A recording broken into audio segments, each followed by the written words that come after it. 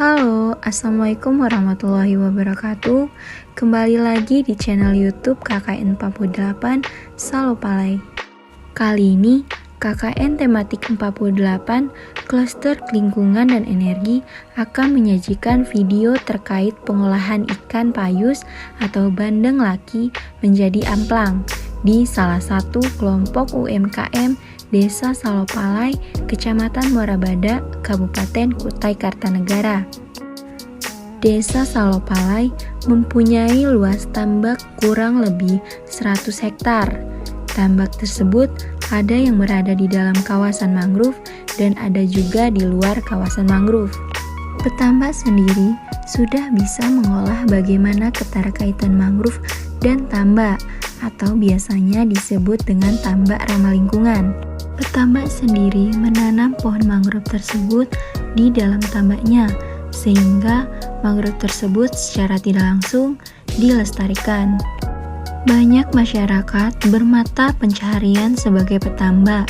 Mayoritas para petambak biasanya membudidayakan udang windu dan ikan bandeng. Hasil tambak yang melimpah mengakibatkan adanya sebuah kelompok usaha atau UMKM. Kali ini kami akan mengajak teman-teman semua untuk melihat bagaimana cara pengolahan produk olahan berbasis perikanan, yaitu amplang dari ikan bandeng di Desa Salopalai. Pengolahan amplang ini dilakukan di salah satu kelompok UMKM, yaitu UMKM Citra Kusapa dari Desa Salopalai. Kelompok UMKM ini terdiri dari ibu-ibu rumah tangga dengan tempat produksinya di RT 2 Desa Salopalai di kediaman Ibu Hasbiah sebagai ketua kelompok dari UMKM Citra Kusapa dengan nama produknya yaitu Amplang Sapa. Mari kita simak sama-sama video pengolahannya. Bahan utama untuk amplang sapa ini yaitu ikan bandeng laki atau biasa disebut dengan ikan payus oleh masyarakat sekitar. Bahan-bahan yang digunakan dalam pembuatan amplang sapa ini yaitu sebagai berikut: pengembang atau soda, penyedap rasa, lada bubuk, telur, tepung tapioka, minyak goreng, gula pasir, bawang putih, dan tak lupa yaitu ikan payus. Tahap paling awal yaitu membersihkan ikan payus dari sisik maupun kotorannya. Kemudian memisahkan daging ikan dari duri-durinya. Daging ikan payus yang digunakan sebanyak 4 kg daging.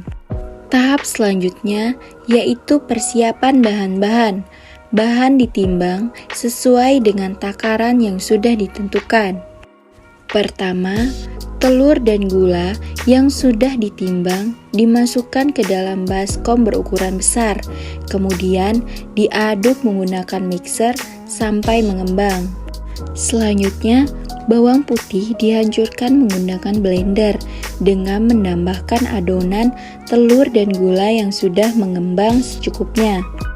Bawang putih yang sudah di blender hingga halus kemudian dicampurkan kembali ke dalam adonan telur dan gula lalu mixer sambil menambahkan pengembang, penyedap rasa, dan lada bubuk secara bertahap. Tahap selanjutnya yaitu memasukkan daging ikan payus sedikit demi sedikit ke dalam adonan. Kemudian aduk hingga adonan dan daging ikan payus tercampur rata.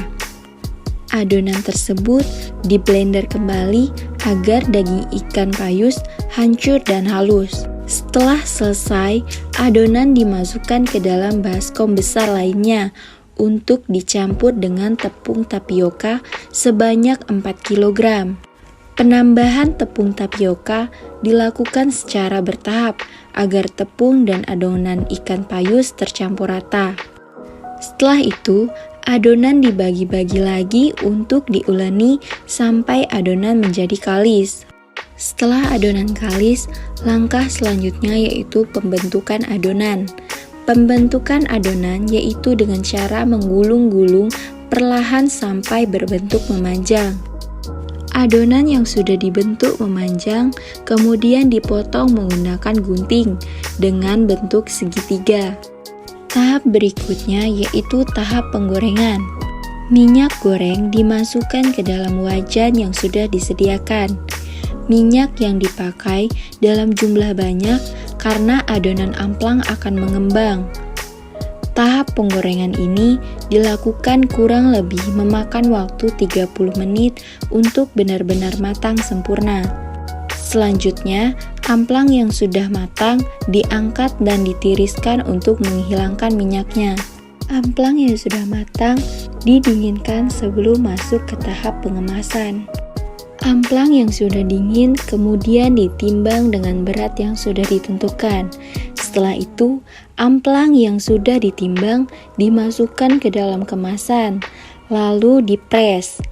Pengemasan pada kelompok UMKM Citra Pusapa ini masih menggunakan alat pres yang sederhana. Selanjutnya, tahap penyempurnaan yaitu pelabelan pada kemasan produk. Jadi, pembuatan amplang tadi merupakan salah satu pemanfaatan hasil tambak menjadi produk yang bisa menambah perekonomian masyarakat sekitar ekosistem mangrove, khususnya di Desa Salopalai. Sekian dari penjelasan mengenai pengolahan amplang sapa. Semoga video ini bermanfaat bagi kita semua. Mangrove lestari, masyarakat sejahtera.